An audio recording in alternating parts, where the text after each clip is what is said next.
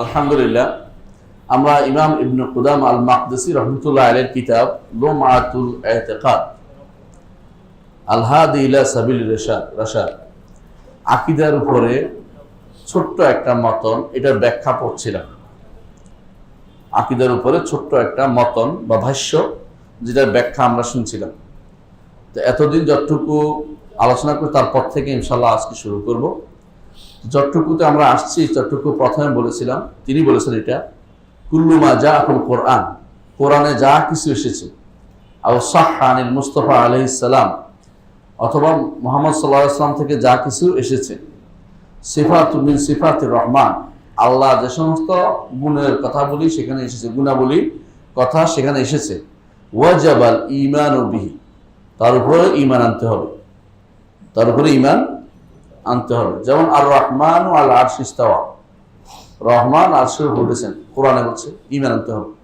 রাসূল বলেছেন ইয়ানজিলু রাব্বুনা ইলা সামাইদ দুনিয়া, আমাদের রব সামাইদ দুনিয়া, নিকটতম আকাশে নাজিল হন, রাতের শেষ পরে, এর উপর ঈমান আনতে হবে। ওয়া তালাক্কিহি বিত-তাসলিম ওয়াল কবুল, এটাকে গ্রহণ করে নিতে হবে, মেনে নিতে হবে, দুটোই করতে হবে। অর্থাৎ কিভাবে নিতে হবে, মেনে নিব এবং গ্রহণ করব, দুটোর মধ্যে একটা পার্থক্য আছে। মেনে নিলাম, কার্য পরিণত করা। মেনে নিলাম কি, আল্লাহ প্রথম আসমানে নেমে আসেন, মেনে নিলাম। কার্য পরিণত করার অর্থ কি, কবুল করলাম এবং সেই সময় আল্লাহর কাছে দোয়া করলাম। আর একটু বেশি, মেনে নেওয়া এবং কবুল করার মধ্যে পার্থক্য, এটা বুঝছেন তো? একটা মেনে নিলাম, একটু বেশি চাইলাম। এতটুকু পর্যন্ত ইমাম ইবনে কুদামা রাহমাতুল্লাহ আলাইহি আমাদেরকে ধারণা দিলেন, বলে দিলেন যে আকীদা কিভাবে গ্রহণ করতে হবে। ইমাম ইবনে কুদামা আল মাকদিসি ইবনে তাইমিয়ার আগে না পরে? আগে। আগে ইবনে তাইমিয়ার আগে। ইবনে তাইমিয়া মারা গেছেন 728-এ, উনি 600 হিজরিতে, 620-এ তার মৃত্যু, প্রায় 100 বছর আগে ঘটনা, বুঝছেন তো? এই কথা বলার কোনো সুযোগ নেই যে ইবনে তাইমিয়া থেকে নিছে, বুঝেন না? ইবনে তাইমিয়া বরং ওনার থেকে উপকৃত হয়েছে, ওনাদের থেকে উপকৃত হয়েছে মাকদিসি। তো এই আলেম বলতেছেন যে যত কোরআনে আসছে, হাদিসে আসছে আল্লাহর সিফাত, এগুলি কি করতে হবে, ঈমান আনতে হবে, তারপরে এগুলিকে মেনে নিতে হবে এবং এগুলিকে গ্রহণ করতে হবে, নিজেদের জীবনে প্রতিষ্ঠিত করতে হবে। আল্লাহ যত সিফাত আল্লাহ তার রাসূল বর্ণনা করে সবগুলি মেনে নিতে হবে। ওয়াতারকু তাআররুদ লাহু বিরদ্দি, এটাকে প্রত্যাখ্যান করা যাবে না, প্রত্যাখ্যান করা যাবে না। ওয়াত্তাউইল, তাউইলও করা যাবে না, তাউইলও করা যাবে না। তাউইল হচ্ছে ব্যাখ্যা, সব ব্যাখ্যা নিষিদ্ধ না। তাউইল 3 প্রকার। একটা হচ্ছে ব্যাখ্যা করা, এটা যায় সাধারণ ব্যাখ্যা, যেমন ইমাম ইবনে জারির তাবারি বলছেন যে তার তাফসিরের মধ্যে প্রত্যেকটি আয়াতের তাফসিরের নিচে লিখছে তাউইল হাযিল আয়াত, অর্থাৎ তাফসীর। এটা শরীয়তে নিষিদ্ধ না। আরেকটা তার তাউইল হলো যে পরিণতি বর্ণনা করা, এটাও শরীয়তে নিষিদ্ধ না। তাউইল অর্থ যেটা নিষিদ্ধ, ওখানে যেটা বলছেন যে তাউইল করা যাবে না, এটা হচ্ছে হাদিস, কোরআন আর হাদিস একটা বলে, আমি এখন এটাকে আরেক দিকে বাঁকা করে নিলাম, যেহেতু এটা আমার মনোভূত হচ্ছে। যেমন আল্লাহ হাশরের মাঠে আসবেন, কি বলছে আল্লাহ কোরআনে বলছে ইয়াউমা ইয়াতি হাল ইয়ানজুরু লা ইয়াতিহুমুল্লাহু ফি যুলাল মিনাল গামাম, তারা তো অপেক্ষা করছে আল্লাহ যেন আসে তাদের কাছে হাশরের মাঠে। আল্লাহ তাআলা কোরআনে কারীম উল্লেখ করেছে ওয়াজা রাব্বুকা, আল্লাহ আসবেন, ওয়াল মালাকু সাফফান সাফফা, হাশরের মাঠে আসবেন। এখন আমার কাছে মনে হচ্ছে যে হাশরের মাঠে আসবেন আল্লাহ, হাশরের মাঠ তো সৃষ্ট, আল্লাহ তাআলা সৃষ্ট জীবের মুখাপেক্ষী, ইত্যাদি ইত্যাদি কথা বলে এখন আমি বললাম যে না, আল্লাহর নির্দেশ আসবে। এটা হলো কি তাওয়িল, অপব্যাখ্যা। এটা হলো নিষিদ্ধ ব্যাখ্যা, এটা নিষিদ্ধ, এটা নিষিদ্ধ। ওয়া তাশবিহ, অনুরূপভাবে বললাম যে আল্লাহর আশা আমার আশার মতো, কেউ বলল আল্লাহর নামা আমার নামার মতো, আল্লাহর উঠা আমি যেমন উঠি, মই বেয়ে উঠি, এরকম মই বেয়ে ওঠার মতো। এটা হচ্ছে তাশবিহ, সাদৃশ্য দান করা, এটা বৈধ নয়, এটাও বৈধ নয়, এটাও নিষিদ্ধ। ওয়া তামসিল, একই রকম মনে করা, একই রকম মনে করা। আল্লাহর নাম আমার স্বামী যিনি, আমিও স্বামী, সমান সমান। আল্লাহর গুণ আমার গুণ সমান সমান, এরকম মনে করা। হুবহু হইলে এটারে তামসিল বলে। আর কোন একটা অংশে মিল হইলে এটারে বলা হয় তাশবিহ। কোন একটা অংশে মিলে এটা বলা হয় তাশবিহ, আর হুবহু হইলে এটাকে বলা হয় তামসিল। আমাদের কাছে তাশবিহ এবং তামসিল উভয়টাই নিষিদ্ধ। তবে কোন একদিকে মিল করা যায়, কোন একদিকে মিল করা যায়, জগতের যে কোনো জিনিসে কোনো একদিকে মিল করা যাবে। এটা এটার মধ্যে মিল করা যাবে কি হিসাবে? দুইটাই ওয়াজের জন্য ব্যবহৃত হয়, এটা মিল হয়েছে। ওই মিল নিষিদ্ধ না, ওই মিল উদ্দেশ্য না, ওইটাকে তাসবিহ, ওটা তাসবিহ নিষিদ্ধ করা হয় নাই। বুঝে আসছে? ওইটাকে তাসবিহ দ্বারা তাসবিহ বলা হয় নাই। তাসবিহ বলতে বোঝাচ্ছে গুণের দিক থেকে একই রকম গুণ, একই রকম গুণ, অথবা নামের দিকে একই রকম নাম, ওই তাসবিহ যেন না হয়, এটা নিষিদ্ধ করা হয়েছে। এরপর তিনি বলছেন, ইমাম ইবনে কুদামা আল-মাকদিসি রাহমাতুল্লাহ আলাইহি, ওয়ামা আশকালা মিন যালিকা ওয়াজাবা ইসবাতুহু লাফজান ওয়া তারকুত তাআদ্দুদ মানাহু। যা জিনিস তোমার কাছে ইশকাল হবে যে এটা কিভাবে হলো, এটা কিভাবে হলো, এটা তো বুঝে আসতেছে না, শব্দ সাব্যস্ত করে ফেলো। আমার মত এটা, এটা পরে আমরা ব্যাখ্যা করবো যে আল্লাহ তাআলা সেটা বলেছেন, আগে সাব্যস্ত করো। এরপরের ব্যাখ্যা তুমি দিতে যেও না, নিজের পক্ষ থেকে ব্যাখ্যা দিতে যেও না যতক্ষণ তুমি তা না জানছো। ওয়ানারুদ্দু আলমাহু ইলা কাইলি, আল্লাহর কাছে ফেরত দাও যে আল্লাহ এটা সম্পর্কে আল্লাহ যা উদ্দেশ্য দিয়েছেন সেটা আমার উদ্দেশ্য, সেটা আমার উদ্দেশ্য। ওয়ানাজাল উহদাতা ওয়ালা নাকিলি, বলি যে এটা বর্ণনা করেছেন এর দায় দায়িত্ব অমুক অমুক অমুক তারা বর্ণনা করেছেন, তারা ভালো জানে আমার চেয়ে। ইত্তিবা'আন লিতরিক রাসিখিনা ফিল ইলম, যারা ইলমের মধ্যে সুদৃঢ় তাদের পথ অনুসরণ করতে হবে পারে, যাদের কথা আল্লাহ কোরআনে বলেছেন, প্রশংসা করে বলেছেন, ওয়ার রাসিখুনা ফিল ইলমি, যারা ইলমের মধ্যে সুদৃঢ় তারা কি বলে? আমান্না বিহি, তারা বলে কোরআনে সবকিছু আমরা ঈমান এনেছি। কুল্লু মিন ইনদি রাব্বিনা, সবই আমার রবের পক্ষ থেকে এসেছে। এবং তারা তাওয়িল যারা করে, কোরআনের যে সমস্ত মুতাশাবা আয়াতের তাওয়িল যারা, অপব্যাখ্যা যারা করে, তাদের আল্লাহ তাআলা নিন্দা করেছেন। নিন্দা করে কি বলেছেন? ওয়া আম্মাল্লাযীনা ফী কুলুবিহিম যায়গুন ফায়াত্তাবিউনা মা তাশাবাহা মিনহু ইবতিগাআল ফিতনাতি ওয়া ইবতিগা তাওয়িলিহি, যাদের অন্তরে বক্রতা আছে তারা কি করে? আল্লাহ কোরআনের আয়াতগুলো যেগুলো বুঝতে পারে না এগুলিকে অবব্যাখ্যা করতে শুরু করে দেয়, তার বুঝে না আসলে অবব্যাখ্যা শুরু করে দেয়। উদ্দেশ্য তাদের দুইটা, ইবতিগাল ফিতনাতে, মানুষের মধ্যে ফিতনা তৈরি করবে, অথবা না আমি এটাকে আমার মতো করে ব্যাখ্যা দাঁড় করাবো, একটা ব্যাখ্যা দাঁড় করাই দেয়। ওমা আল্লাহ বলছে ওমা ইয়ালামু তাউইলা ইল্লাল্লাহ, আল্লাহ ব্যতীত এর প্রকৃত অর্থ আর কেউ জানে না।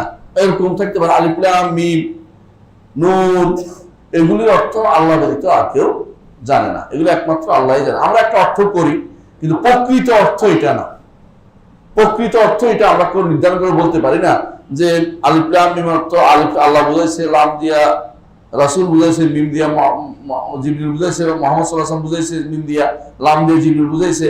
এরকম তো ব্যাখ্যা তো হয়েছে না, ব্যাখ্যা তো মানুষ করছে, কিন্তু ব্যাখ্যা করলে এটাকে প্রকৃত অর্থ বলা যাবে। একটা ব্যাখ্যা আমরা পাইছি আলেমদের থেকে, সেই হিসাবে আলেম, কিন্তু প্রকৃত বিদ্যা এটা বলা যাবে না। এটা হলো এই আয়াতের অর্থ ওমা ইয়ালামু তাউইলা ইল্লাল্লাহ। আর যারা এটা অর্থ করতে পারে তারা এর দ্বিতীয় অংশে যায়, সেটা কি? ওমা ইয়ালামু তাউইলা ইল্লাল্লাহ ওয়ার রাসিখুনা ফিল ইলম, যারা ইলমের মধ্যে সুদৃঢ় তারাও এর একটা ব্যাখ্যা জানে। ইবনে আব্বাস রাদিয়াল্লাহু আনহু ব্যাখ্যা করেছেন, সেগুলো করেছেন, কিন্তু এটা প্রকৃত আল্লাহ উদ্দেশ্য নিয়েছে এই অর্থ, এটা বলা কঠিন। এটাকে এই জন্য কারণগুলো মুতাশাবিহ। এখন এই যে এতটুকু হচ্ছে আমাদের ইমামের বক্তব্য, আমি এটা ব্যাখ্যা করব। এরপর তিনি বলছেন ফাজাআলা ইবতিগা তাউইল আলামাতান আলা যায়গ, যারা বক্রতা অবলম্বন করবে আল্লাহর নাম এবং গুণের ব্যাপারে, সিফাতের ব্যাপারে, আল্লাহর বক্তব্যের ব্যাপারে বক্র পথ নেয়, এরা বলছে তাদের অন্তরে, তিনি বুঝতে চাচ্ছেন যে এই বক্র পথ যারা নিবে তাদের অন্তরে বক্রতা আছে।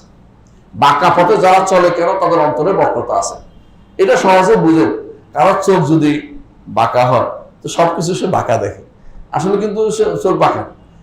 চশমা যদি কোনো ময়লা থাকে সব ময়লা দেখতে পায়, তাই না? আসলে চোখের চশমার মধ্যে ময়লাটা সামনের জিনিসের মধ্যে ময়লা না। তো যাদের অন্তরে বক্রতা আছে তারা সবকিছু কেবল বাঁকা করতেই পছন্দ করে। এটা বলছে ওয়াকানাহু বুবতিগাল ফিতনাতা ফিদ্দাম, আল্লাহ তাআলা যে নিন্দার দিক থেকে যে এরা ফিতনা চায়, ফিতনা অর্থ কি? এরা সমস্যা তৈরি করতে চায়, এরা চায় না, মানে ভালো চায় না, এরা ক্ষতি করতে চায়। সুম্মা হাজাবাহুম আম্মা আমালুহু, তারা যে ফিতনা তৈরি করবে, তারা যে খারাপ পথে চলবে, পরিবর্তন করতে চাইবে, আল্লাহ তাআলা তাদের আশার মধ্যে, আশায় গুড়ে বালি বলে, গুড়ের মধ্যে বালি দিলে খাওয়া যায় না, এরকম অবস্থা। তো ওরা আশা পূর্ণ হবে না। এই জন্য বলছে ওয়ামা ইয়ালামু তাউইলাহু ইল্লাল্লাহ, আল্লাহ ব্যতীত এর প্রকৃত অর্থ কেউ জানবে না। মুতাশাবিহ আয়াতগুলো অর্থ, প্রকৃত অর্থ আর কেউ জানে না। এটা এখানে বলার উদ্দেশ্য। এই হচ্ছে আমাদের শেখের বক্তব্য, শেখ ইবনে কুদামা আল মাকদিসি রাহমাতুল্লাহির বক্তব্য। এখানে আমরা দুটা জিনিস আমরা আগে বলি। একটি হচ্ছে যে ইসবাত, সাব্যস্ত করা। সাব্যস্ত করবেন কি? অর্থ, শব্দ, অর্থ, শব্দ, অর্থ এবং এর প্রভাব। আল্লাহ নাম এবং গুণের মধ্যে সাব্যস্ত করতে হয় তিনটা জিনিস। একটা হলো শব্দ সাব্যস্ত, অর্থ সাব্যস্ত হবে, প্রভাবও সাব্যস্ত হবে। প্রভাব দিচ্ছেন তো, প্রভাব যেমন তিনি গাফফার, তিনি গাফফার, এটা গাফফার আল্লাহর নাম। তো গাফফার শব্দটি সাব্যস্ত করি তার জন্য, গফরান ক্ষমা করা সাব্যস্ত করি। আর প্রভাব কি? প্রভাব হচ্ছে আমরা তার কাছে ক্ষমা চাইব, ক্ষমা গুণ শিখব, আমরা মানুষকে ক্ষমা করব। এই যে প্রভাবগুলি আমার উপর পড়ছে, তো এই যে এগুলো, রহমান যেমন, তিনি রহমান তার নাম, দয়া তার গুণ, আমরা মানুষকে দয়া করব, তিনি আমাদের উপর দয়া করবেন, দয়ার কারণে পৃথিবীতে তিনি অনেক কিছু সৃষ্টি করেছেন। এই জাতীয় প্রত্যেকটি নামের মধ্যে শব্দ আছে, অর্থ আছে এবং কি আছে? প্রভাব আছে আমার উপর। প্রত্যেকটি নামের প্রভাব আমার উপর আছে, বান্দার উপর আছে। যে যত বেশি জানবে তার উপর তত বেশি প্রভাব পড়বে, যত কম জানবে তার প্রভাব তত কম পড়বে। এই জন্য আকীদার কিতাবে আল্লাহর নাম গুণ দিয়ে শুরু করে, দেখেন শুরু করেছে নাম গুণ দিয়ে, দেখছেন না? নাম গুণ দিয়ে শুরু করা হয়। এইখানে একটা কথা তিনি বলেছেন, ওয়াজাবা ইসবাতু লফজান, শব্দ আগে সাব্যস্ত করবেন, ওয়াতাকু তাআরুদ মানাহু, অর্থের দিকে তাকাবেন না। এটা কি সত্য? এই জায়গাতে এসে বেদাতীরা সুযোগ পেয়ে গেছে। এই তো পাইছি, কি পাইছি? ইবনে কুদামা বলছে এগুলো অর্থ করা যাবে না, শুধু আমরা এগুলিকে এমনি ফালায় চলে যাই। ইবনে কুদামা রাহমাতুল্লাহ একটু পরে আপনি দেখবেন কোরআন আয়াতের প্রচুর অর্থ করছে, আল্লাহর ক্রোধের অর্থ করেছে, সন্তুষ্টির অর্থ করেছে, হাতের অর্থ করেছে, আল্লাহ তাআলার সবগুলো অর্থ করে যাচ্ছে। এখানে তিনি তাহলে কি বুঝাচ্ছেন? অর্থ না করার কথা বলেছেন? কথাটা এরকম না। এটার ক্ষেত্রে দুই নীতি আলেমরা দুইটা পদ্ধতি অবলম্বন করেছে এটা বোঝার জন্য। একদল বলেছে উনি মূলত ওই ব্যাখ্যার কথা বলেছেন যে ব্যাখ্যাটা বেদাতীরা করে। এখানে অর্থ বলতে আমরা কি করি? অর্থাৎ কইয়া একটা দিল হয়ে গেল। হাদিসে একটা কথা বলছে, বুঝছে না? হাদিসে একটা কথা যেমন বলেন, রাসূলুল্লাহ সাল্লাল্লাহু আলাইহি ওয়াসাল্লাম বলেছে, কেউ মসজিদে এসে, এক সাহাবী মসজিদে এসে ঢুকছে, বসে গেছে, সালিক আল গাতাফান রাদিয়াল্লাহু আনহু, তাই না? সুলাইক আল গাতাফান, রাসূল বলেন যে দাও, তুমি তো নামাজ 2 রাকাত পড়ো নাই। কি বুঝলেন দ্বারা? মসজিদে ঢুকলে 2 রাকাত পড়তে হবে, তাই না? এটা বুঝলাম আমরা সহজে।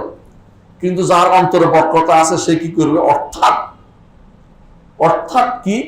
তিনি গরিব মানুষ ছিলেন, শরীরে কাপড় চোপড় ভালো ছিল না, 2 রাকাত পড়লে সবাই দেখতে পাবে, তারপর তাকে সদকা করবে, দান করবে, উনি এটা বুঝছে। এখন অর্থাৎ করে কোন দিকে নিয়ে গেলেন কেন? বুঝলেন কথাটা?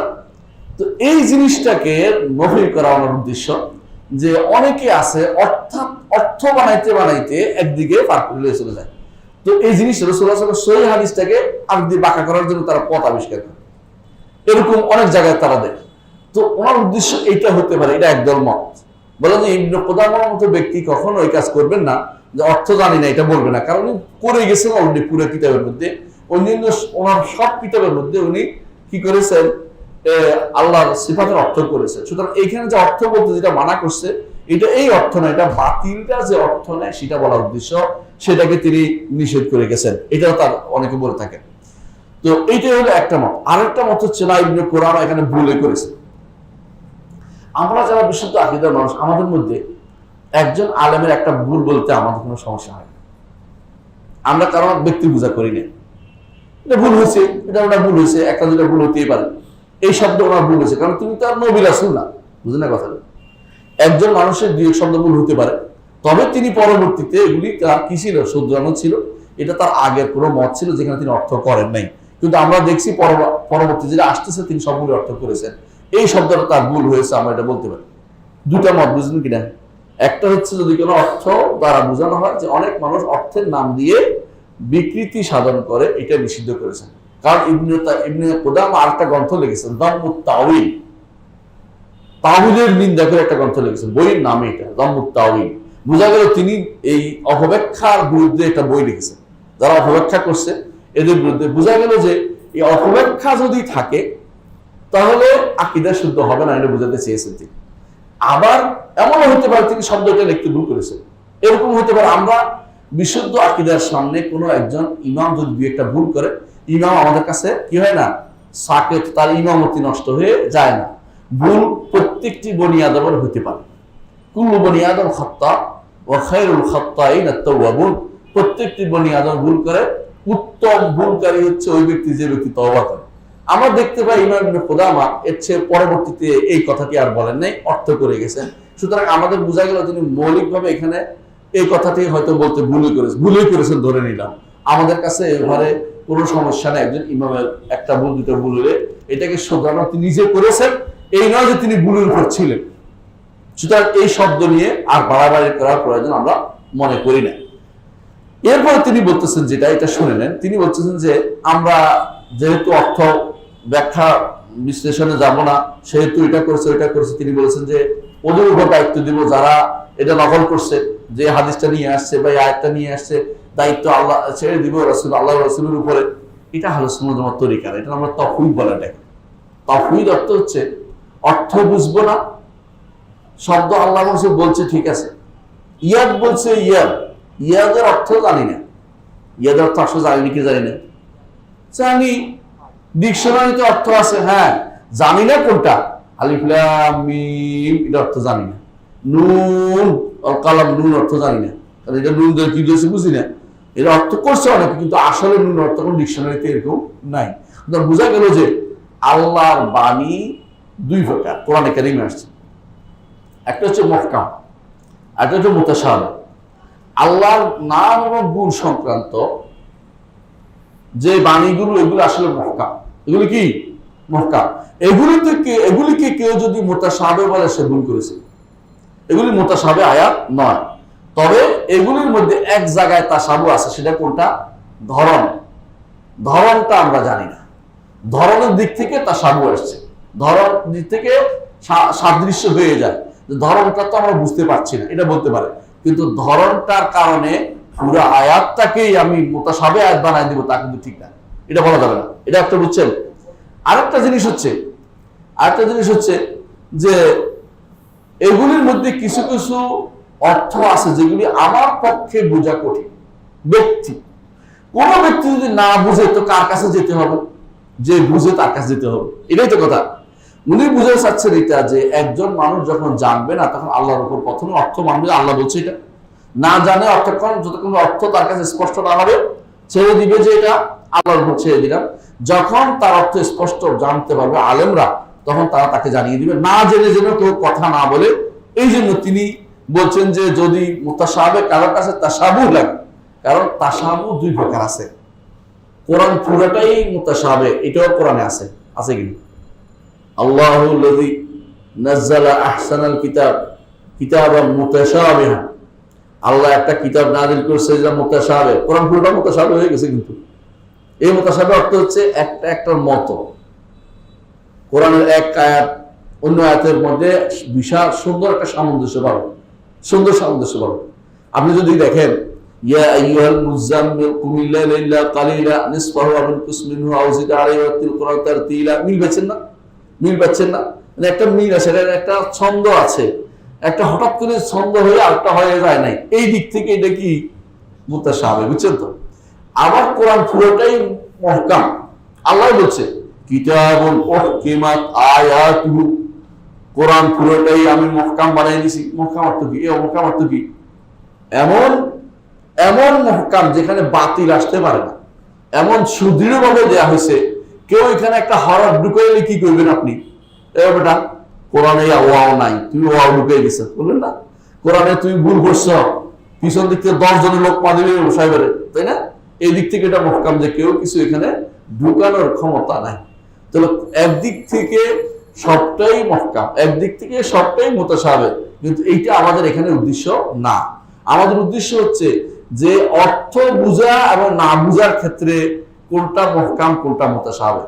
সিফাতের আয়াতগুলোর অর্থ আমরা জানি, সিফাতের আয়াতগুলোর অর্থ আমরা জানি, সিফাতের হাদিসগুলির অর্থ আমরা জানি, কিন্তু ধরনটা আমরা জানি না। ধরনের দিক থেকে এটা কি মুতাশাবিহ।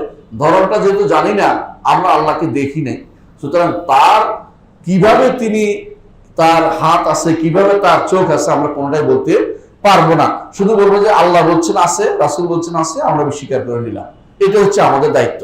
এটা তিনি বলে তার আলোচনা এখানে সমাপ্ত করে গেছেন। অর্থ হচ্ছে যে আমরা যদি যা জানি না, যে জায়গাতে তাবিল কোনোভাবেই করবো না। কোনগুলি? যে অর্থটাকে তাবিল করে আরেকটা বানিয়ে ফেলবো না, বরং যেটা আল্লাহ তার রাসূল বলেছেন এটার মধ্যে আমরা সীমাবদ্ধ থাকবো। আরেকটা জিনিস আছে এখানে, উনি যে বলছেন আমার আশকাল, যা আমার তোমার কাছে কষ্টকর মনে হয়, এসকাল লাগে, এসকাল মানে সমস্যা সংকুল মনে হয়, তখন তুমি কি করবা? যে জানে তার উপরে ন্যস্ত করবা, এটা বলেছে। এটা কিন্তু একটা আপেক্ষিক বিষয়, আপেক্ষিক বিষয় না? ধরেন কোরআনের এক আয়াত আপনার কাছে খুব সহজ, আর এই সূরাটাই আমার কাছে খুব বুঝতে পারি না, খুব কষ্ট করছে, আপেক্ষিক বিষয়। এইটাও এখানে উদ্দেশ্য, উনি যেটা বলছেন উদ্দেশ্য হইতে পারে। একজনের কাছে আপেক্ষিক কষ্ট, যেটা বোঝা কষ্টকর, আরেকজনের সেটা সুন্দর করে বুঝিয়ে দিতে পারে, যারা দ্বীনের মধ্যে গভীর জ্ঞানের অধিকারী, রাসিখুনা ফিল ইলম। সুতরাং কেউ যেন তাওয়ীলের আশ্রয় নিয়ে এই জায়গাতে, যে আমি বুঝি না তারপরে তাওয়ীল করে একটা বানিয়ে গুলো, এই আশ্রয় যেন না নেওয়া হয়, এটা উদ্দেশ্য হতে পারে। আর যদি উদ্দেশ্য হয় এটা ওনার, যে আমরা কোরআনের এবং আয়াত, কোরআন আয়াত এবং হাদিসের মধ্যে যেখানে ইয়া আসছে, আয়াত সিফাত আসছে, যেগুলো সিফাত আল্লাহ সিফাত আসছে, এগুলো অর্থ আমরা বুঝি না, তাহলে তিনি ভুল করেছেন। এটা বলতে আমাদের কাছে কোনো কি নেই, কোনো গাদা নাই। আমরা কোনো একজন ইমাম যদি ভুল, কোনো একটা শব্দ ভুল করে, আমরা এটা বলতেই পারি তিনি ভুল করেছেন। যেমন আমরা বলি আবু হানিফা রাহমাতুল্লাহ তিনি ঈমানের মাসলায় ভুল করেছেন, এতে কি আবু হানিফা রাহমাতুল্লাহ কাফের হয়ে গেছে? না, ভুল করেছেন, তার ভুলটা নেওয়া যাবে না। বুঝা যাচ্ছে কথাটা? এটা বলার উদ্দেশ্য। ঠিক ইমাম এই শব্দ যদি ভুল করে থাকেন, এটা তার নেওয়া যাবে না, এটা হলো মূল কথা। ইমাম এখানে ভুল করেছেন, এটাই আমরা ধরে নিলাম যে এই জায়গাতে তিনি ভুল করেছেন। সামনে আমরা ইনশাআল্লাহ এই ব্যাখ্যাটা আমরা তাদের ইমামদের এই থেকে শুনবো, যে এটা এই ভুলটা তিনি কেন করেছেন। ভুল, এই ভুলটা 3 কারণে হয়। একটা হচ্ছে, মনে রাখবেন, ইজতিহাদ করেছেন তিনি, এইটা অর্থ হবে। কেউ যদি ইজতিহাদ করে এবং তাকে শুধরানোর মতো কেউ না থাকে, মনে রাখবেন, একটা ইজতিহাদ করেছেন একটা মাসালার ক্ষেত্রে, শুধরানোর মতো কেউ নাই, তাকে শুধরানো হয়নি, আল্লাহ তাআলা তাকে এর জন্য তাকে শাস্তি দিবেন না, এটা কিন্তু মাফ করেন। আমি একটা উদাহরণ দিই, বুঝবেন। এক লোকে বলছিল আমি যে অপরাধ করেছি, আল্লাহ যদি আমারে পান তাহলে কি করবে? একদম শেষ করে ফেলবে। এই ছেলেরা আমাকে তোমরা কি করবে? মরে গেলে পোড়াইয়ে ফেলবে। এরপরে যেদিন বাতাস বেশি প্রবাহিত হবে, সেদিন বাতাসের ছায়া দিবে, আমার ছাইগুলি ছিটিয়ে দিবে, যাতে সব সারা দুনিয়া হয়ে যায়। আল্লাহ তাআলা সব একত্র করে আবার বললেন, যে কি বললেন? যে কি রে, একসাথ করলাম, বলে আল্লাহ আপনার ভয় করেছি। এটা আল্লাহ কি তারা শাস্তি দিছে না ক্ষমা করে দিছে? ভুল, মারাত্মক ভুল করছে, মারাত্মক ভুল করছে, কিন্তু ফল, বিশাল ফল। কারণ তাকে শ্রদ্ধার মতো কেউ ছিল না, সেটা ইজতিহাদ করছে, নিয়ত ভালো ছিল, খারাপ ছিল না, ভয়ে যে আল্লাহ যদি আমাদের পাশে, আমি নিজেই নিজের কষ্ট দিলাম, মানে মনে করছে এটা এই নিয়তের কারণে তার অনেক সময় তার গুনাহ ক্ষমা দেবেন। আমরা এটা করতে পারি না, কারণ আমরা জেনে বুঝে এটা করলে আমাদের গুনাহ হবে। ওনার ভুলকে আমি আর পুনরাবৃত্তি করে করতে পারবো না, যে তাহলে আমারও বোধ ক্ষমা হয়ে যাবে, ওইটা যেন না হয়, যে আমি এরকম পুরি টুরি পার করে দেই, আল্লাহ আমাদের ক্ষমা করে দেবে, ওটা কিন্তু চলবে না। কারণ এটা ভুল, একবার যে করেছে তাকে শুধরানোর মতো কেউ ছিল না। আমার হাজার হাজার মানুষ আছে শুধরাই নিতে পারে, আমি এই ভুলের থাকতে পারি না। বুঝে আসছে কথাটা?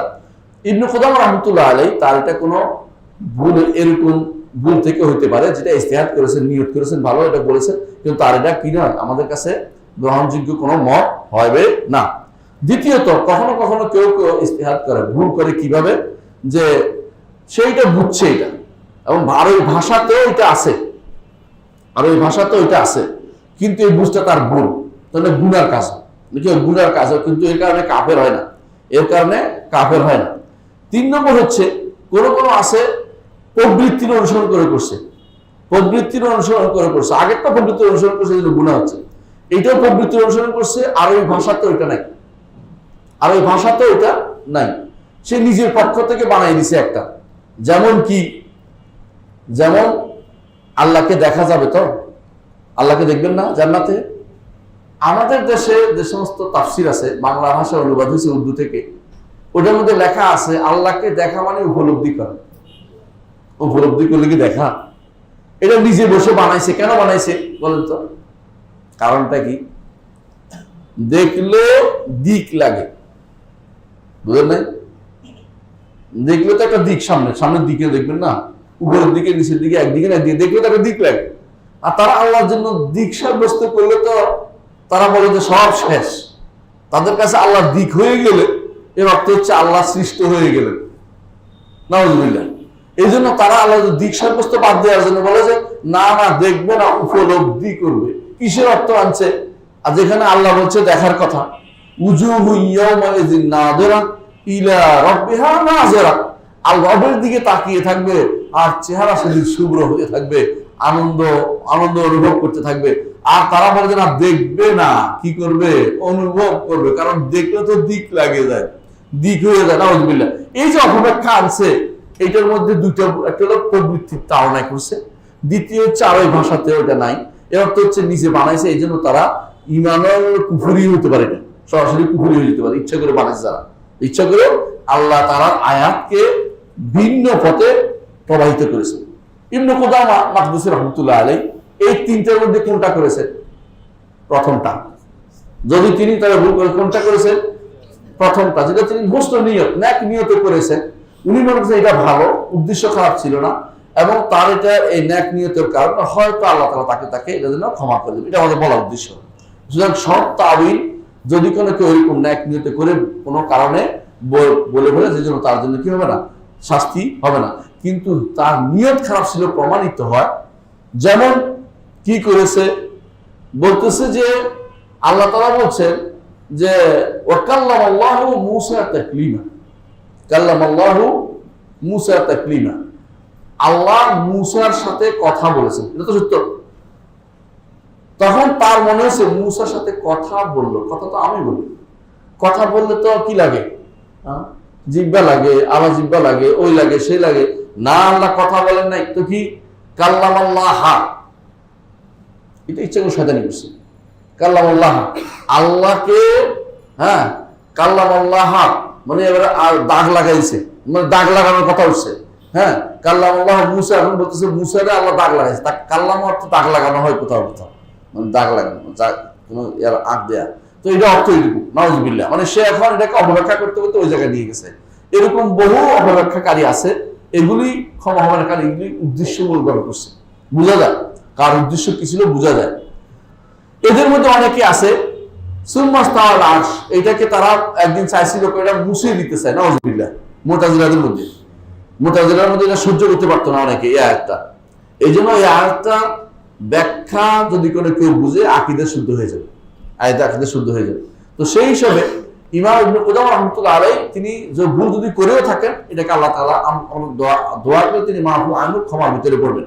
তবে আমরা এখনো মনে করি এটা যে ইবনে তাইমিয়া রাহমাতুল্লাহ আলাইহি, ইবনে কুদামা রাহমাতুল্লাহ আলাইহি তিনি এটা বুঝাতে চান নাই যে অর্থ করা যাবে না, এটা বুঝাতে চান নাই। অর্থ বলতে বুঝাচ্ছেন ওই অর্থটা, যে অর্থটা কারা করে, বেদাতীরা করে, ওইটা তারা উদ্দেশ্য এটাকে নিষিদ্ধ করেছে। যাক, আমরা একটু বাইরে চলে গেলাম, এখন আমরা আবার ওনার কথায় চলে আসি। উনি কি বলতেছেন? قال الإمام أبو عبد الله أحمد بن محمد بن حنبل رضي الله عنه في قول النبي صلى الله عليه وسلم, ইমাম আবু আব্দুল্লাহ আহমদ ইবনে মুহাম্মদ ইবনে হাম্বল, কে উনি? ইমাম আহমদ যাকে বলেন, উনি কি বলতেছেন? রাসূলুল্লাহ সাল্লাল্লাহু আলাইহি ওয়াসাল্লাম বলেছেন, ইন্নাল্লাহা ইয়ানজিলু ইলা সামাইদ দুনিয়া, ইন্নাল্লাহ ইয়ানজিলু ইলা সামাইদ দুনিয়া, আল্লাহ নিকটতম আসমানে নাজিল হন। আল্লাহ নিকটতম আসমানে নাজিল হন। এখানে কি শব্দ কোনো শব্দ আছে? একদম সহজ শব্দ ইন্নাল্লাহ। কোনদিন ইন্নাও মুতাশাবে না, আল্লাহ শব্দ মুতাশাবে না। ইয়ানজিল সবাই বুঝে, ইয়ানজিল অর্থ নাজিল, নাজিল হওয়া। কোরআন নাজিল হয়েছে বলেন না, অনেক উপর থেকে আসছে। আল্লাহ নাজিল হন ইলা সামাইদ দুনিয়া, দুনিয়ার আসমানে, নিকটতম আসমানে। দুনিয়ার আসমান কোনটা রে ভাই? আমরা কি আখরাতে গেছি নাকি? তাহলে এটা দুনিয়া বলতে কি বুঝাইছে? নিকটতম আসমান। বুঝে আসছে কথাটা? কারণ দুনিয়া শব্দ অর্থ কাছে, নিকটে। যেমন কোরআনে আল্লাহ বলছে যে আনতুম বিল উদওয়াতি দুনিয়া ওয়া হুম বিল উদওয়াতিল কুসওয়া, তোমরা নিকটতম জায়গা ছিল, দূরবর্তী জায়গায় ছিল। ওই বদরের যুদ্ধের ঘটনা উল্লেখ করে নিকটবর্তী প্রান্ত, ওরা দূরবর্তী অংশে ছিল। বিল উদওয়াতিল কুসওয়া। তো দুনিয়া শব্দ তো নিকটতম, নিকটবর্তী। এখানে নিকটবর্তী অর্থ হবে, কারণ আমরা এই আসমান যতগুলি আছে সবগুলি তো দুনিয়ার, এই আখিরাত তো কোনো কিছু না। এটা অর্থ হলো দুনিয়া, নিকটতম বোঝানোর উদ্দেশ্য। তো নিকটতম আসমানে আল্লাহ নেমে আসেন, এটা স্পষ্ট বোঝা যাচ্ছে, বোঝা যাচ্ছে না? আচ্ছা, ওয়া ইন্নাল্লাহ ইউরা ফিল কিয়ামা, আর হাদিসে উল্লেখ আছে যে আল্লাহ তাআলা কিয়ামতের দিন তাকে দেখা যাবে, দেখা যাবে। এই যে দুইটা হাদিস, ওমা আসবা হাজির হাদিস, এর মতো আরো যে সমস্ত হাদিসগুলি রয়েছে, এগুলির ব্যাপারে ইমাম আহমদ ইবনে কি বলেছেন, আহমদ ইবনে হাম্বল কি বলেছেন? নুমিনু বিহা, আমরা ঈমান আনি যে এগুলি কার, এগুলি সত্য। ঈমান আনি যে এগুলি সত্য, এগুলি ঘটে। আল্লাহ তাআলা নিকটতম আসমানে নেমে আসেন কখন? কখন নামেন? শেষ রাতে, শেষ রাতে। আর আল্লাহ তাআলা শেষ রাতে ছাড়াও নামেন কোন সময় বলেন দেখি? আশিয়াতু আরাফা, আরাফার বিকাল বেলা। এটাও হাদিস দ্বারা সাব্যস্ত। আরাফার বিকাল, এটাও হাদিস দ্বারা সাব্যস্ত। আর একটা হাদিসে আসছে কিন্তু এটা দুর্বল, সেটা হচ্ছে লাইলাতুন নিসফি মিন শাবান, শাবানের মধ্যরাত্রিতে তিনি নেমে আসেন। এই হাদিসটা দুর্বল। শুদ্ধ হচ্ছে যেটা আমরা শুদ্ধটাই বলি, দুইটা শুদ্ধ। একটা হচ্ছে প্রতি রাতের শেষ প্রহর। আপনার কাছে মনে হতে পারে প্রতি রাতের শেষ প্রহরে যদি নামে, তো রাত তো অটোমেটিকলি শেষ প্রহরের দিকেই যাচ্ছে, তাহলে আল্লাহ আরশের উপর কখন আছেন এটা বলতে পারে না অনেকে। এটা জবাব কি আপনার কাছে বলেন তো? সহজ, কিন্তু সহজ হচ্ছে আপনি এখন নিজের উপরে কিয়াস করলেন, আপনার নামার উপরে কিয়াস করছেন। আপনার নামাটা এরকম, আপনি মনে করছেন নামলে তো নিচে রয়ে গেল। কেন? আপনি মনে করছেন আপনার নামার মতো আল্লাহর নামা, এই জন্য আপনি ভুল করছেন। এটা আল্লাহর নামা আপনার নামার মতো না যে তিনি নিচেই তো তলে থেকে গেলেন, এটা না। আর আপনার নামা হচ্ছে স্থান ত্যাগ করে আরেকটায় ঢুকা, বুঝলেন না? আল্লাহ তাআলার নামাটা এরকম নয় যে সৃষ্টির ভিতরে তিনি প্রবেশ করে গেছেন, এমন তো তিনি বলেন নাই। তিনি বলছেন তিনি অবতরণ করেন, অবতরণের পদ্ধতি আমাদেরকে তিনি জানান নাই। সুতরাং ধরন আমরা জানি না, এটা তো আমাদের কোনো সমস্যা হচ্ছে না। বুঝে আসছেন? সহজে বুঝে নেন। আপনাদেরকে বোকা বানাইতে পারে অনেকেই, বলতে পারে তাহলে তো আল্লাহ নিচেই রইল, কারণ সারা দুনিয়াতে সবখানে কোথাও না কোথাও কি আছে, হ্যাঁ, সাথে শেষ হওয়ার আছে। আরে বেটা, তুমি নিজের উপর কিয়াস করতেছ, কারণ তুমি আল্লাহর নামাকে কিয়াস করছো নিজের উপরে, নিজের নামের নিচে নামতে হয়। আবার তুমি মনে করতেছো শেষ প্রহর, যে শেষ প্রহরের নামা অর্থ হচ্ছে নিচে রয়ে গেছেন, আরশ খালি হয়ে গেছে, এই যে তুমি মনে করো তোমার নিজের উপর। কারণ মানুষ একই সময়ে দুই জায়গা থাকতে পারে না। আল্লাহর জন্য তুমি নিজের উপর কিয়াস করছো, এইটা কিয়াসটা তোমার জন্য শুদ্ধ নয়। এটা হচ্ছে তাসবিহ দেয়া, এই তাসবিহ দেয়া যাবে না। তো উনি কি আহমদ ইবনে হাম্বল কি বলছে? নুমিনু বিহা, এই সিফাতগুলোর উপর আমরা কি রাখি? ঈমান রাখি। ওয়া নুসাদ্দিকু বিহা, সত্য বলে বিশ্বাস করি যে এটাই সত্য। আল্লাহ তাআলা নেমে আসেন এবং কিয়ামত তাকে দেখা যাবে। লা কাইফা, কোন কাইফ বলা যাবে না। ওয়ালা মা'না, অর্থ করে ভিন্ন পথে প্রবাহিত করা যাবে না, এটা অর্থ। অর্থাৎ অর্থাৎ অর্থাৎ তিনি নামলে, তিনি নামেন, তিনি নামের অর্থ তার রহমত নাম। কি বলে এটা? ধরন নির্ধারণ করা যাবে না, অর্থ বলে বিকৃত অপব্যাখ্যা করা যাবে না। তো আশারি মাতুরিদিরা কি বলে? তার রহমত নাজিল হয়। দেখবেন তারা বলে রহমত নাজিল হয়। হাসরের মাঠে কি আসে? তার অর্ডার আসবে, তার ফেরেশতারা আসবে। ফেরেশতারা পরে বলছে তার অর্ডার আসবে না, অর্ডার নয়, তিনি হাসরের মাঠে আসবেন। এই জন্য তারা আর কি ইউরা, আল্লাহকে দেখা যাবে কি আমাদের বলে কি অনুভব করা যাবে। আমরা বলি না, এগুলি সবই কি অপব্যাখ্যা, ভুল অর্থ করা যাবে না। ওয়ালা নারুদ্দু শাইআম মিনহা, এগুলির কোন একটাকে আমরা অস্বীকার করি না, মিথ্যা বলি না। রদ অর্থ হলো অস্বীকার করা বা মিথ্যা বলা, কোনটা আমরা বলি না। ওয়া না'লাম, আমরা অবশ্যই জানি ও বিশ্বাস করি, আন্না মা জাআ বির রাসূল হক, রাসূলুল্লাহ সাল্লাল্লাহু আলাইহি ওয়াসাল্লাম যা নিয়ে এসেছেন তা কি হক, সত্য। ওয়ালা নারুদ্দু আলা রাসূলিল্লাহ সাল্লাল্লাহু আলাইহি ওয়াসাল্লাম, রাসূলুল্লাহ সাল্লাল্লাহু আলাইহি ওয়াসাল্লাম বলে সেটাকে আমরা কি করি না, রদ করি না, ফিরিয়ে দেই না যে আমরা এটা মানবো না, এই কথা আমরা বলি না। ওয়ালা নাসিফুল্লাহ, আল্লাহকে গুণান্বিত করি না, বিআকসারা মিম্মা ওয়াসাফা বিহি নাফসাহু, যেভাবে তাকে নিজেকে তিনি গুণান্বিত করেছেন এর চেয়ে বড় গুণ আমরা তাকে অন্য গুণে গুণান্বিত করি না। বেলা হাদ্দিন ওয়ালা গায়া, হদ নির্ধারণ করি না, সীমা নির্ধারণ করি না। যে আল্লাহ সীমা নির্ধারণ করার অর্থ কি, কিছু মানুষ আছে যারা মুমাসসিলা বুঝেন, মুমাসসিলা তো যারা বলে যে আল্লাহ বান্দার মতো, নাউজুবিল্লাহ। ওরা বলে যে আল্লাহ 3.5 হাত, নাউজুবিল্লাহ। ওদের মধ্যে কেউ বলে একেবারে মানুষের মতো, শুধু অঙ্গগুলি বাদে, বিশেষ অঙ্গগুলি বাদে, নাউজুবিল্লাহ। তো এই জন্য ওনারা যারা বলতো হদ অস্বীকার করার কথাটা বলতো, তারা হদ শব্দের বলতো যে তার জন্য সীমা দিয়ে দেয়া, যে আল্লাহ অমুকের মতো নির্ধারণ করা, এই নির্ধারণটা আমরা করি না। আমরা কি আল্লাহকে নির্ধারণ করি না, কিন্তু গুণ বলাটা নির্ধারণ করা নয়, কারণ গুণ তার ধরন যদি জানতাম তো নির্ধারণ হতো। আমরা তো ধরন জানি না, নির্ধারণ করতে পারি না। বুঝে আসছে কথাটা? আমরা বলি যে আল্লাহর হাত আছে, হাতটা কত লম্বা নির্ধারণ করছি, হ্যাঁ, কত মোটা নির্ধারণ করছি, কারণ এটা বলবে অর্থ কি গুণ হইব, কারণ তাহলে আমরা সঙ্গে সঙ্গে সাদৃশ্য দিয়ে গেছি। হাত আছে বলি, কিন্তু এর চেয়ে অন্য কিছু আমরা সাব্যস্ত করি না। তাহলে বোঝা গেল যে হাত সাব্যস্ত করে না যারা বলে, তাদের উদ্দেশ্য হচ্ছে যে এমন কোন হদ আমরা বলি নির্ধারণ করে না যার কারণে ধরন চলে আসে। আর যারা বলে হদ সাব্যস্ত করে, এরও একটা সলবে সালিনের একটা অনেক কিতাব আছে, অনেকে লিখছে, 10টি কিতাব লিখছে ইসবাতুল হাদ্দিলিল্লাহ। তাদের উদ্দেশ্য হচ্ছে সিফাত সাব্যস্ত করা। তো আসলে হদ সাব্যস্ত কোরআনও আসে না, হাদিসেও আসে না। এটাকে বলা হয় হরুফ, এটাকে বলা হয় আল আলফাজুল মুজমালা, অর্থাৎ এমন শব্দ যে শব্দ আল্লাহ বলেন না, রাসূলও বলেন নাই। আল্লাহ মত রাসূল যখন বলেন না, এটা যদি তিনি না বলতেন ভালো করতেন। আমরা এটা বলি যে এটা যদি তিনি না বলতেন, হাদ্দিন ওয়ালা গায়া, দুটোই বলার দরকার ছিল না। কারণ দুইটা বলার অর্থ দিয়ে এখন শব্দ নিয়ে আমার বিপদে পড়ে গেছে। যেমন ধরেন আল্লাহ মত রাসূল তাসবিহ শব্দ নিষেধ করেন নাই, কোথাও তামসিল নিষেধ করেছে। যখন আমরা তামসিল বলি লাইসা কামিসলিহি শাই, তখন সমস্যা হয় না, কারণ আল্লাহর হুবহু মতো কাউকে আপনি পাবেন না। কিন্তু কিছু একটা দিয়ে ধরন মিলানো, যেমন আল্লাহরও হাত আছে আপনারও হাত আছে, মিল হলেন একটা, কিন্তু এই মিলের অর্থ কি নিষিদ্ধ আছে নাকি? নিষিদ্ধ নাই তো, কারণ আল্লাহ নিজেই সাব্যস্ত করেছে। কোরআনে বলছে আল্লাহ তাআলা আপনাকে যে কথা বলেছে নিজের উপরে তাই বলেছে। যেমন বান্দাকে বলেছে যে সামির বাসির, আল্লাহ নিজের উপরে কি বলেছে? সামির বাসির।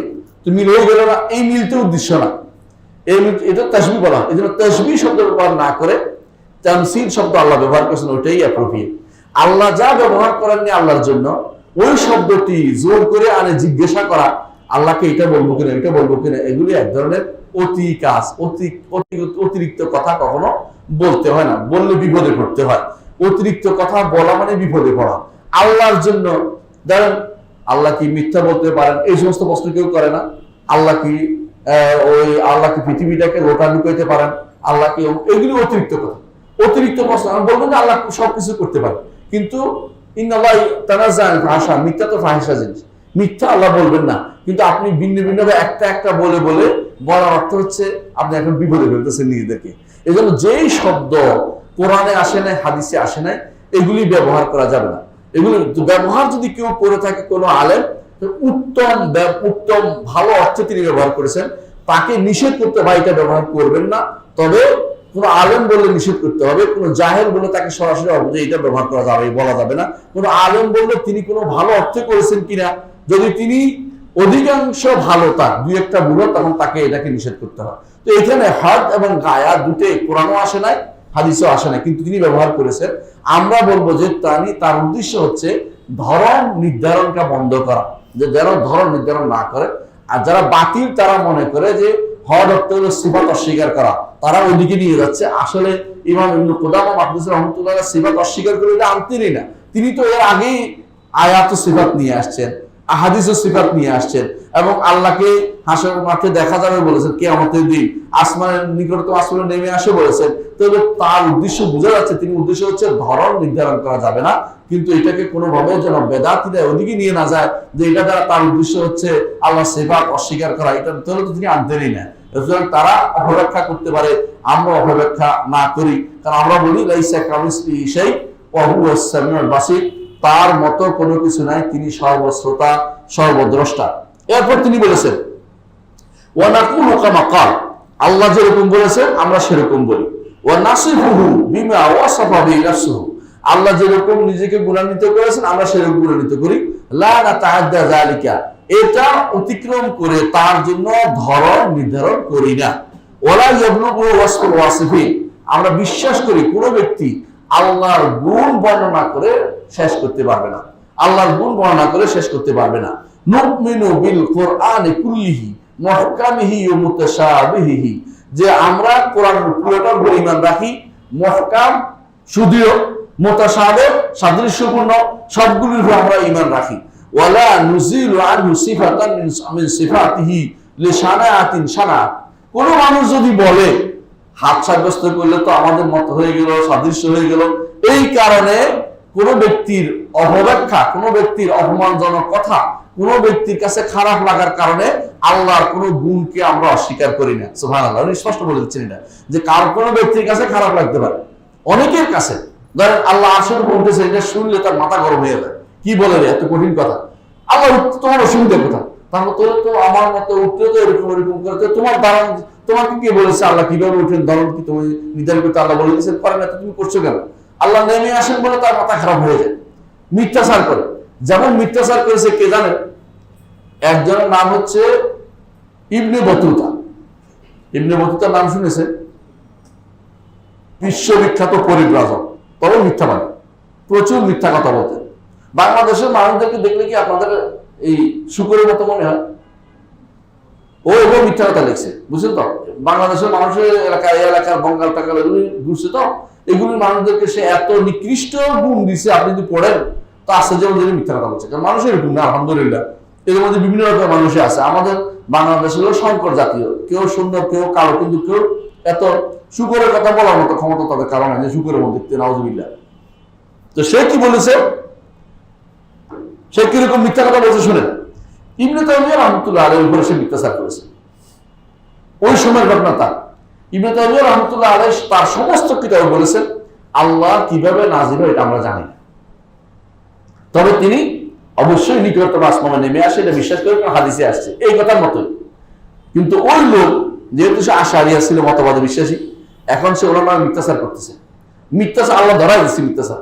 মিথ্যাচার কি? সে বলতেছে কয়েকদিন একটু সামনে বলতেছে, আমি দামেস্কে প্রবেশ করলাম, শুনলাম ইবনে তাইমিয়া নামক এক ব্যক্তি, সে মুজাসসিমা অর্থাৎ দেহবাদী, তাকে জেলে পুরে রাখছে, আমি তার সাথে দেখা করতে পারি নাই। কিছুক্ষণ পর বলতেছে, আমি ইবনে তাইমিয়াকে দেখলাম যে মিম্বর থেকে নামতেছে, সে মিম্বর থেকে মিম্বরের সিঁড়ি দিয়ে নামতে নামতে বলতেছে, আমি যেভাবে নামি আল্লাহ এইভাবে নিকট আসমানে নেমে আসেন। কত বড় মিথ্যু, মানে ধরা খেয়ে গেছে মিথ্যা। কিন্তু কারণ আগের অংশে মিথ্যা বলেছে যে আমি যখন ঢুকি তখন সে জেলে, তার সাথে আমার সাক্ষাৎ নেই, পরে এসে ধরা খেয়ে গেছে এখানে সেখানে মিথ্যাচার, তাদের আকীদা খারাপ, মিথ্যাচার করার জন্য শেখুল ইসলামের নামে মিথ্যাচার করেছে। শেখুল ইসলাম কোনোদিনই ধরন নির্ধারণ করেন নাই, উনিও ধরন নির্ধারণ করেন নাই। যারা ধরন নির্ধারণ করে এরা কেন ধরন নির্ধারণ করেই তারা অস্বীকার করে।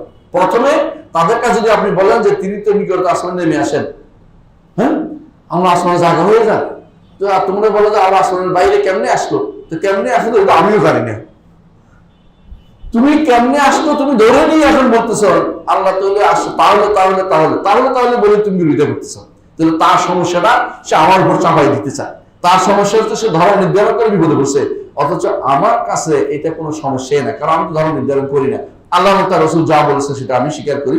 কামা ইয়ালিকু বিজালালিহি ওয়া আযমাতিহি, আল্লাহর মহত্ব এবং বড়ত্বর সাথে উপযুক্ত নিয়ম অনুসারে তিনি নেমে আসেন। তার ধরন, তার নেমে আসা আমার নেমে আসার মতো নয়।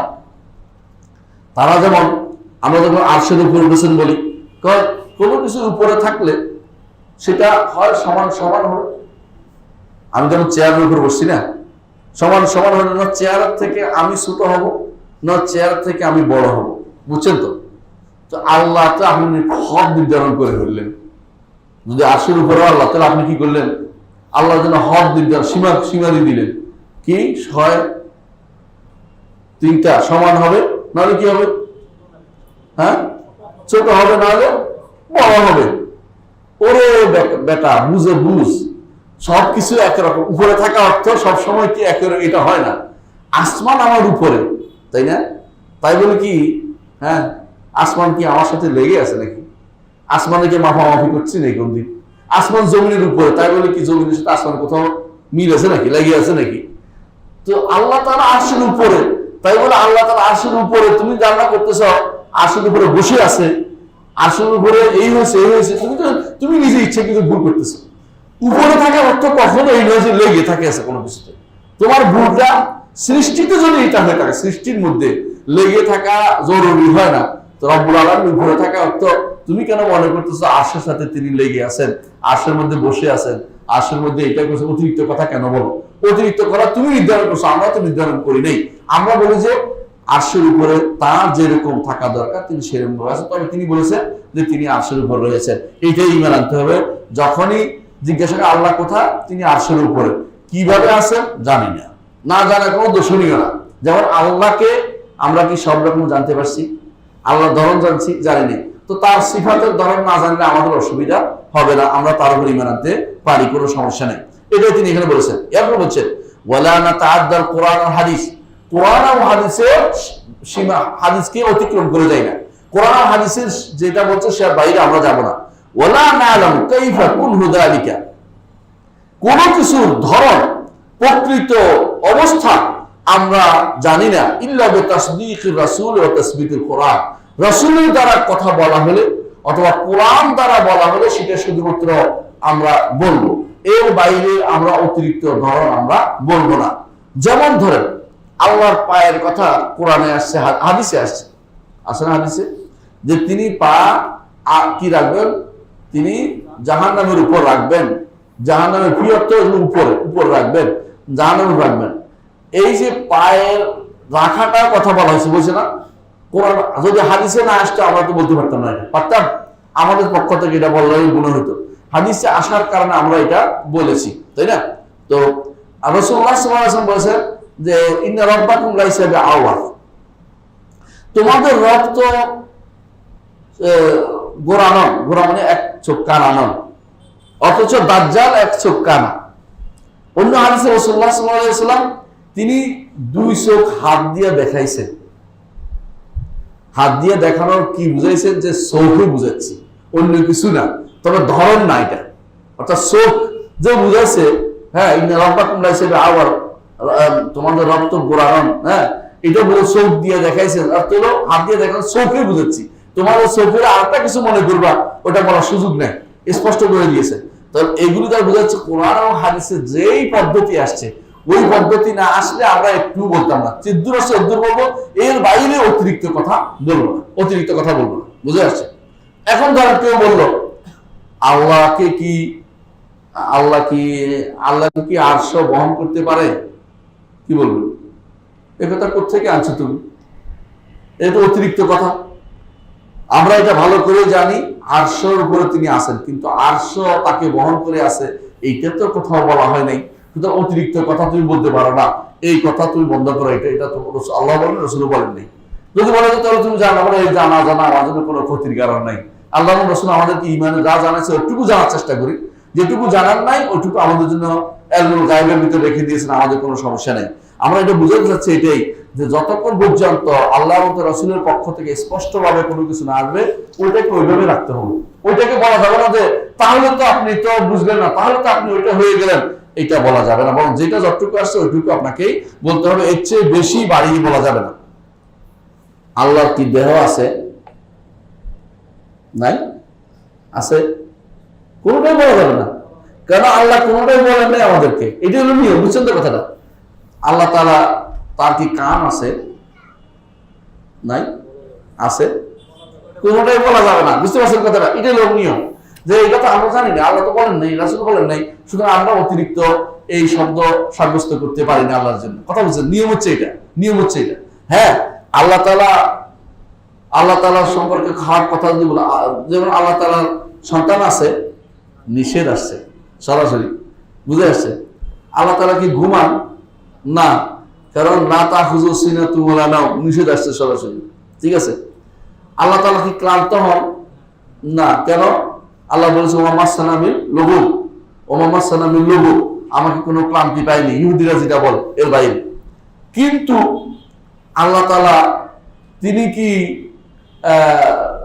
তার কি কোনো হাতে ব্যথা পাইছে? এটা বলে কি বলবেন? বাড়তিকতা, বাড়তিকতা, বাড়তিকতা আল্লাহর জন্য না। আল্লাহ মতো রাসূল যেটা বলেন না, এটা তুমি অতিরিক্ত বলতে পারবে না, বুঝে আসছে কথাটা?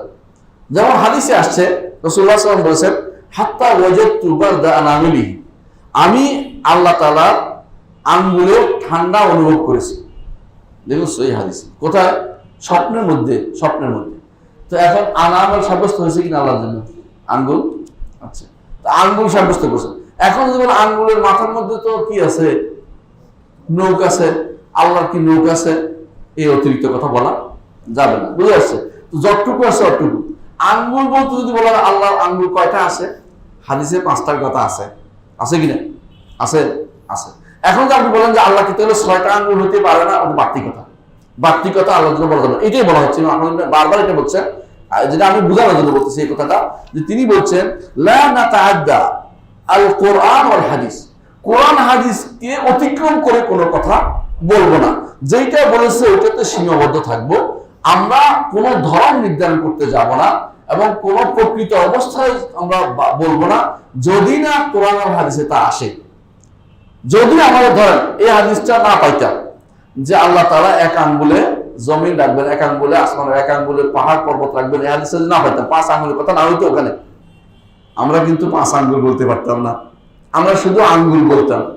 কারণ 2 আঙ্গুল বলতাম কখন? এই হাদিসে কুলুবুল ইবাদি বাইনা উসবুআইনি মিন আসাবির রহমান, রহমানের 2 আঙ্গুলের মাঝখানে হচ্ছে মানুষের অন্তর, অন্তরগুলো। তো 2 আঙ্গুল পাইছি, কিন্তু 5 আঙ্গুল তো পাই না। যদি এই হাদিস না পাইতাম আমি বলতে পারতাম না, কিন্তু এই হাদিস পাওয়ার পরে 5 আঙ্গুল বলছি। তাহলে আঙ্গুলের একটা বর্ণনা কিন্তু আমি পেয়ে গেছি হাদিসের মাধ্যমে, একটা বর্ণনা আমি পেয়ে গেছি। কিন্তু যদি এটা না আসতো আমি কিন্তু বলতাম যে আল্লাহ জানে কিরকম আঙ্গুল, কয়টা আঙ্গুল আমি জানি না। যখন পাইছি সঙ্গে সঙ্গে বললাম হ্যাঁ 5টা আঙ্গুল, হাদিসে আছে 5টা আঙ্গুল, বুঝে আসছে? কিন্তু এই আঙ্গুলগুলি আমি আঙ্গুল বোঝানোর জন্য হাত তুলেছি, আল্লাহর আঙ্গুল কখনো আমার আঙ্গুল এটা বলা যায় নাই। আঙ্গুল বোঝানোর জন্য আঙ্গুলই বুঝাইছে, এখানে আঙ্গুল বলতে পা বুঝায় নাই, আঙ্গুল বলতে মাথা বুঝায় না, বুঝলেন না কথাটা? এটা আপনাকে বুঝতে হবে, কারণ আঙ্গুল শব্দটি কোনো মুতাশাবিহ না। আঙ্গুল শব্দটি আরবি ভাষাতে প্রচুর ব্যবহৃত এবং এইটাতে কেউ মুতাশাবিহ কোনোদিন বলে নাই।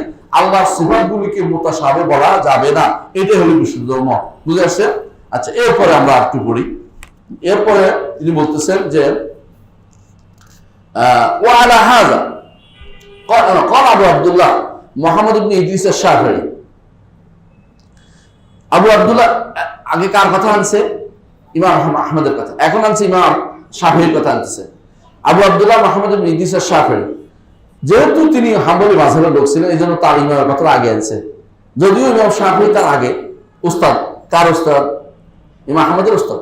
ইমাম আহমদের উস্তাদ হচ্ছে ইমাম শাফিঈ। এই জন্য ইমাম শাফিঈর জন্য ইমাম আহমদ সবসময় দোয়া করতেন। আর ইমাম শাফিঈ বলতেন হাদিসের ব্যাপারে আহমদের কাছে যাও, হাদিসের ব্যাপারে আহমদের কাছে যাও। আর ইমাম শাফিঈর জন্য ইমাম আহমদ সবসময় দোয়া করতেন। ইমাম শাফিঈ দ্বারা আল্লাহ তাআলা যে খেদমত করিয়েছেন, বিশাল খেদমত করিয়েছেন। ওই সময়ে মুতাজিলাদের খুব উৎপাত চলছিল হাদিসে মানা না মানার ব্যাপারে।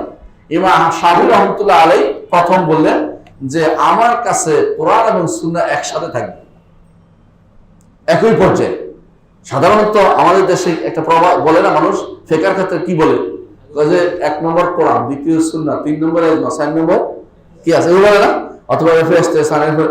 ইমাম শাফিঈ বলেন যে না এইভাবে না, আল কোরআন ওয়াস সুন্নাহ একসাথে, তারপরে ইজমা। এইটা একটা গুরুত্বপূর্ণ জিনিস তিনি বলছেন, কারণ সুন্নাহর বিরুদ্ধে তখনকার দিনে মুতাজিলা দাঁড়িয়ে গিয়েছিল।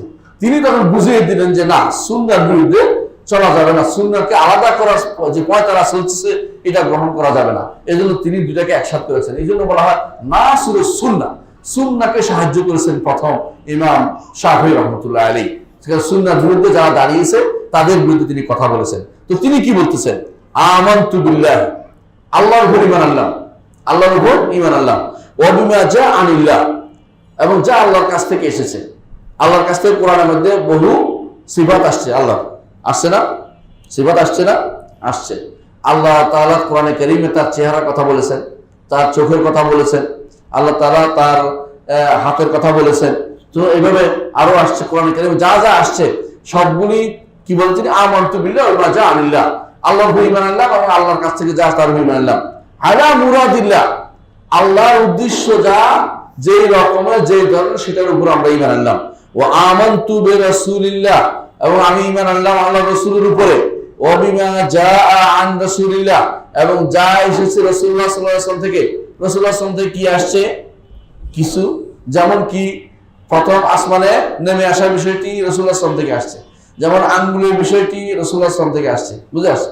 অনুরূপভাবে আলা মুরাদ রাসূলিল্লাহ, রাসূলুল্লাহ সাল্লাল্লাহু আলাইহি ওয়াসাল্লাম যেটা উদ্দেশ্য নিয়েছেন সেটাই, আমি এর কোনোটাকেই প্রত্যাখ্যান করি না।